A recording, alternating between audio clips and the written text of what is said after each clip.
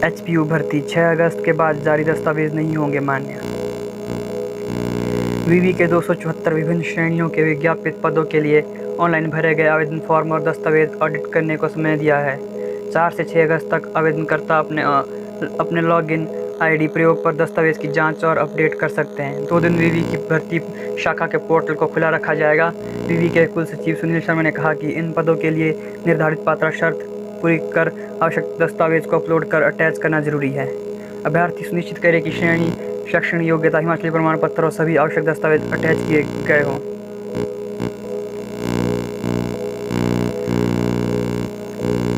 इन्हीं परीक्षाओं के साथ ही एचपीयू बीएड के दूसरे और चौथे सेमेस्टर की परीक्षा भी करवाने जा रहा है।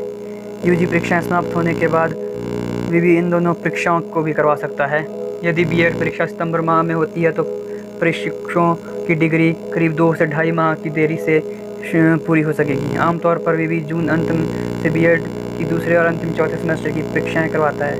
इस बार से ये परीक्षाएं सितंबर माह में शुरू हो सकेंगी। विवि अभी तक केवल यूजी डिग्री कोर्स के अंतिम सेमेस्टर की परीक्षाएं करवाने पर ही ध्यान केंद्रित कर रहा है, जिससे स्नातक डिग्री के छात्रों को डिग्री समय से पूरी हो सके। कोरोना के कारण इस प्रोफेशनल कोर्स की डिग्री भी इस बार करीब 2 माह देरी से पूरी होगी। इतना जरूर है कि कोरोना के कारण विवि के एमएड कोर्स की प्रवेश की प्रक्रिया भी देरी से शुरू होगी, तो आगे प्रवेश लेने वाले बीएड प्रशिक्षुओं को कोई विशेष फर्क नहीं पड़ेगा। 10 सितंबर के बाद हो सकती है नए सत्र की बीएड प्रवेश परीक्षाएं। बीएड के शैक्षणिक सत्र 2020-21 के लिए प्रवेश परीक्षा 10 सितंबर के बाद भी कभी भी हो सकती है। हालात नियंत्रण में रहे तो नवंबर माह में बीएड के नए बैच की कक्षाएं शुरू हो जाएगी। विवि के शिक्षा विभाग अध्यक्ष प्रोफेसर नयन सिंह ने कहा कि कोरोना के कारण जो समय बर्बाद हुआ है उसकी क्षतिपूर्ति किसी तरह से की जाए, इसके पूरे प्रयास किए जाएंगे। नए प्रथम सत्र और पुराने तृतीय सत्र की कक्षाएं, प्रैक्टिकल परीक्षाएं समय से पूरी करने के लिए इस बार छुट्टियां रद्द भी की जा सकती है। सुबह और शाम 2 सत्रों में बीएड कॉलेजों में कक्षाएं चलने की योजना बनाई जा रही है। मंत्री गोविंद ठाकुर ने संभाला शिक्षा महकमे का कामकाज। कैबिनेट मंत्री गोविंद ठाकुर ने सोमवार को शिक्षा विभाग का आधिकारिक तौर पर कामकाज संभाला है। दोपहर करीब 12 बजे सचिवालय पहुंचे मंत्री ने नए विभाग को लेने की औपचारिकता पूरी की है। दोपहर बाद शिक्षा सचिव राजीव शर्मा और उच्च शिक्षा निदेशक डॉक्टर अमरजीत कुमार शर्मा के साथ बैठक की। विभागीय गतिविधियों की भी जानकारी जुटाई। नई शिक्षा नीति को लेकर भी शिक्षा मंत्री ने अधिकारियों के साथ चर्चा की। उन्होंने जल्द ही विभाग के अन्य अधिकारियों के साथ भी नई शिक्षा नीति पर चर्चा करने के निर्देश दिए हैं। कहा कि प्री प्राइमरी कक्षाएं हिमाचल में बीते 2 साल से सफलतापूर्वक चल रही है। वोकेशनल शिक्षा भी प्रदेश में दी जा रही है। ऐसे में अब इन दोनों क्षेत्रों में केंद्र के दिशा निर्देशानुसार काम किया जाएगा। अन्य नीतियों को भी लागू किया जाएगा। शिक्षा मंत्री ने विभागीय अधिकारियों को मुख्यमंत्री के बजट भाषण की घोषणाओं को जल्द पूरा करने के निर्देश दिए। बताया कि मंगलवार को वह IIM धौलाकुआं के आधारशिला कार्यक्रम में शामिल होने के लिए पांवटा साहिब पहुंच जाएंगे। 5 अगस्त को लौटकर वीडियो कॉन्फ्रेंस के माध्यम से स्कूल शिक्षा बोर्ड के अधिकारियों के साथ बैठक करेंगे।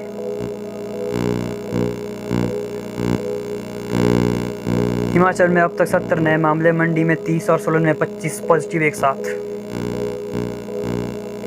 हिमाचल प्रदेश में सोमवार शाम तक 70 कोरोना पॉजिटिव मामले सामने आ चुके हैं। इनमें भी मंडी और सोलन में कोरोना का कहर एक बार फिर टूटा है। मंडी में जहां एक ही बार में 30 मामले आए हैं, वहीं सोलन में भी 25 मामले एक साथ सामने आए हैं। हिमाचल में आज मंडी से 30, कांगड़ा से 6, चंबा से 4, सिरमौर से 3 व हमीरपुर से 2 व सोलन से 25 मामले आए हैं। मंडी जिला में कोरोना पॉजिटिव पाए गए मीट विक्रेता से संपर्क वाले 23 लोग पॉजिटिव पाए गए हैं। मंडी जिला ने आज कोरोना पॉजिटिव मामलों के अपने पिछले सभी रिकॉर्ड तोड़ दिए। आज एक साथ 30 पॉजिटिव मामले आने से जिला भर में हड़कंप मच गया है। सबसे ज़्यादा पॉजिटिव मामले सराज क्षेत्र के खुनागी गांव से है। इस गांव के 23 लोग पॉजिटिव पाए गए हैं। यह सभी लोग बगस्याड़ के मीट विक्रेता के संपर्क में आए थे, जो हाल ही में पॉजिटिव पाया गया था।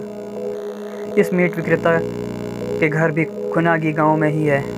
बगस्याड़ में जहां पर यह व्यक्ति दुकान करता है, वहां का भी एक दुकानदार पॉजिटिव निकला है। अनुमान लगाया जा रहा है कि जब संक्रमित व्यक्ति खुनागी गांव गया तो उस वक्त लोगों के संपर्क में आया और वहीं से संक्रमण फैला।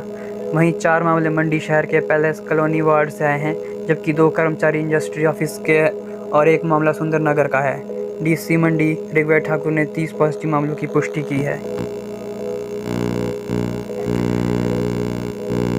दूसरी ओर सोलन में 25 कोरोना पॉजिटिव मामले आए हैं। बद्दी रोटीवाला नालागढ़ से 22 और सोलन से 3 मामले हैं। चंबा में मसरूंद घटासनी और चुवाड़ी से कोरोना संक्रमित के 4 मामले आए हैं। इनकी travel history Guwahati, Dubai, Kolkata और बिहार की है।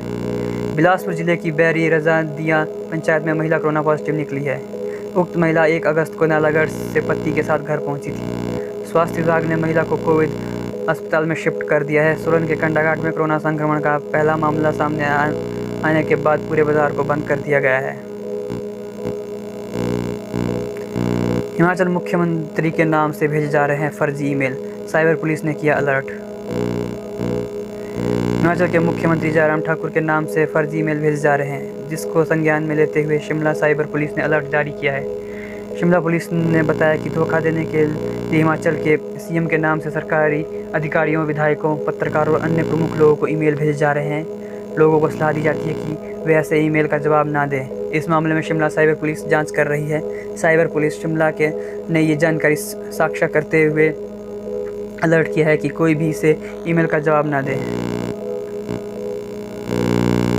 1 अगस्त को हिमाचल प्रदेश के मुख्यमंत्री जयराम ठाकुर ने 2.5 साल के अपने कार्यकाल के दौरान पहली बार कैबिनेट में फेरबदल किया।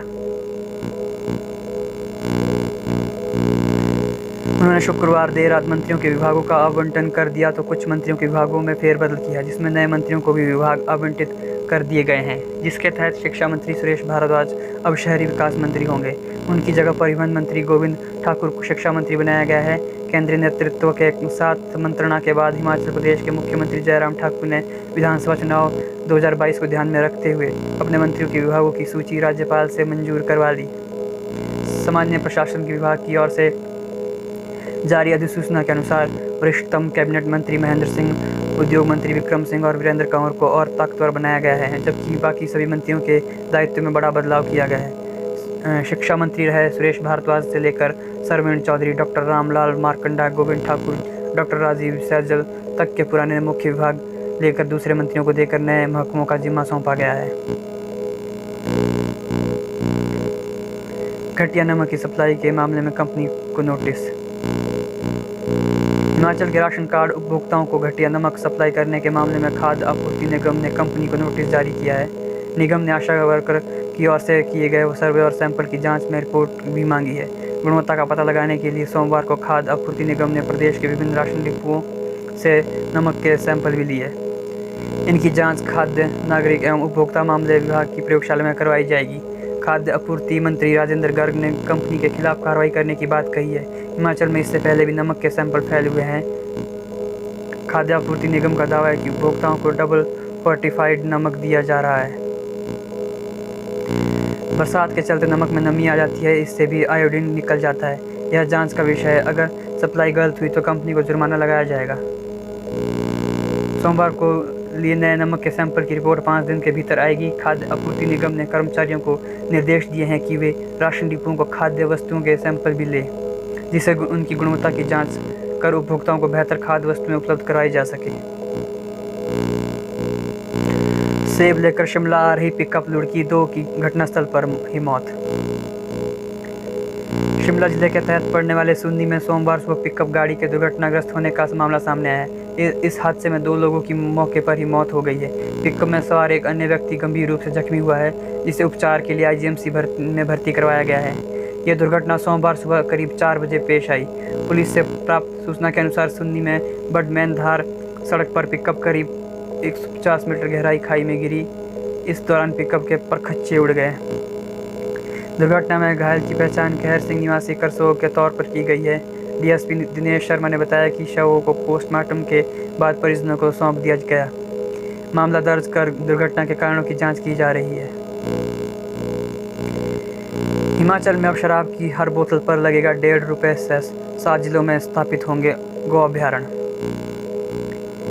बेसहारा पशु को आश्रय देने और गौ सदनों के रखरखाव के लिए राज्य सरकार शराब की हर बोतल पर 50 पैसे उपकर बढ़ाएगी। सरकार ने प्रति बोतल पर 1.5 रुपये सेस लेने का फैसला लिया है। 7 जिलों में गौ अभ्यारण्य स्थापित किए जाएंगे, जिन्हें जल्द क्रियाशील बनाया जाएगा। कृषि विभाग इन गौ अभयारण्यों से गाय का गोबर खरीदेगा और किसानों को केंचुआ खाद के रूप में बेचेगा। अभयारण्य क्षेत्रों में चारे के पेड़ लगाए जाएंगे ताकि गाय को हरा चारा मिल सके। सरकार साल में 2 बार मवेशियों का मुफ्त टीकाकरण भी करेगी। सोमवार को शिमला में पशुपालन विभाग की गौ सदन, गौशाला और गौ अभयारण्य योजना को सहायता और राष्ट्रव्यापी कृत्रिम गर्भाधान कार्यक्रम चरण 2 के शुभारंभ पर सीएम जयराम ठाकुर के सामने सेस को प्रति बोतल 10 रुपये तक बढ़ाने की मांग उठी। विजिलेंस कार्यालय ऊना में तैनात सब इंस्पेक्टर चंडीगढ़ में कोरोना पॉजिटिव। विजिलेंस कार्यालय ऊना में तैनात एक 57 वर्षीय सब इंस्पेक्टर चंडीगढ़ में कोरोना पॉजिटिव पाया गया है। बताया जा रहा है कि उक्त सब इंस्पेक्टर शुक्रवार को छुट्टी पर घर लौटा था, जहां सब इंस्पेक्टर में कोरोना से संबंधित लक्षण पाए जाने पर उसका पंजाब के खरड़ में कोविड टेस्ट करवाया गया है। सब इंस्पेक्टर की रिपोर्ट कोरोना पॉजिटिव पाई गई है। रिपोर्ट पॉजिटिव आने की सूचना मिलते ही विजिलेंस कार्यालय ऊना सील कर दिया गया है। मामले की पुष्टि एएसपी विजिलेंस सागर चंद्र ने की है। एएसपी ने बताया कि विजिलेंस कार्यालय ऊना में तैनात 57 वर्षीय सब इंस्पेक्टर चंडीगढ़ में कोरोना पॉजिटिव पाया गया है। इसके बाद विजिलेंस कार्यालय आगामी आदेशों तक सील कर दिया गया है। उन्होंने बताया कि विजिलेंस कार्यालय में तैनात आधा दर्जन होमगार्ड जवानों, आधा दर्जन पुलिस कांस्टेबल सहित कुल 18 लोगों के 6 दिन बाद कोविड टेस्ट के लिए सैंपल लिए जाएंगे। एएसपी सागर चंद ने बताया कि एहतियात के तौर पर विजिलेंस कार्यालय आगामी आदेशों तक सील कर दिया गया है। कार्यालय को सैनिटाइज करवाया जा रहा है। स्टाफ को होम क्वारंटीन कर दिया गया है। बेटे की चाह में जिस गांव में कर दी एक दिन की बेटी की हत्या, वहां बेटियों ने नहीं मनाया रक्षाबंधन। बेटी होने पर मंडी के जिस नसलोहा गांव में गुस्साए बाप ने एक दिन की नवजात बेटी को मार डाला था, उसी गांव की बेटियों ने रक्षाबंधन का त्यौहार नहीं मनाया है। बेटी बचाओ बेटी पढ़ाओ के दौर में ऐसी घटना से हाथ महिलाओं और ग्रामीणों ने गांव में एकजुट होकर श्रद्धांजलि दी और 2 मिनट का मौन रखा। यह संदेश देने का प्रयास किया कि अगर बेटियां ही नहीं रहेगी तो फिर भविष्य में किससे राखी बंधवाओगे।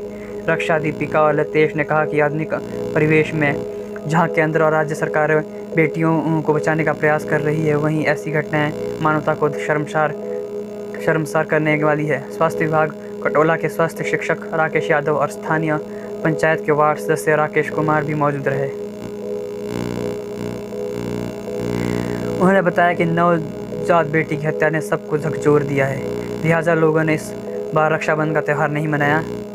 इस जघन्य अपराध से गांव का नाम बदनाम हुआ है, लेकिन गांव के लोग यह संदेश देना चाहते हैं कि एक व्यक्ति के बुरे काम दोष सभी को नहीं दिया जा सकता। गांव के लोग बेटियों के प्रति पूरा आदर सम्मान रखते हैं। बता दें कि 29 और 30 जुलाई की रात को गांव की एक महिला ने घर पर बेटी को जन्म दिया। पति बेटे की चाह पाले हुए था। बेटा होने पर गुस्साए बाप ने एक दिन की नवजात का बेरहमी से कत्ल कर दिया। आरोपी पुलिस की गिरफ्त में है। इंदिरा कुमारी और शिल्पा ने कहा कि वह इस घटना की कड़ी निंदा करती है। इस कलंक को धोने के लिए हमें बेटियों को बचाने और पढ़ाने का संकल्प लेना चाहिए। अब पराजित बनकर जागरूकता की अलख जगानी होगी। इस दौरान सबने मिलकर बच्ची की आत्मा के लिए प्रार्थना की और श्रद्धांजलि देने के बाद रैली भी निकाली।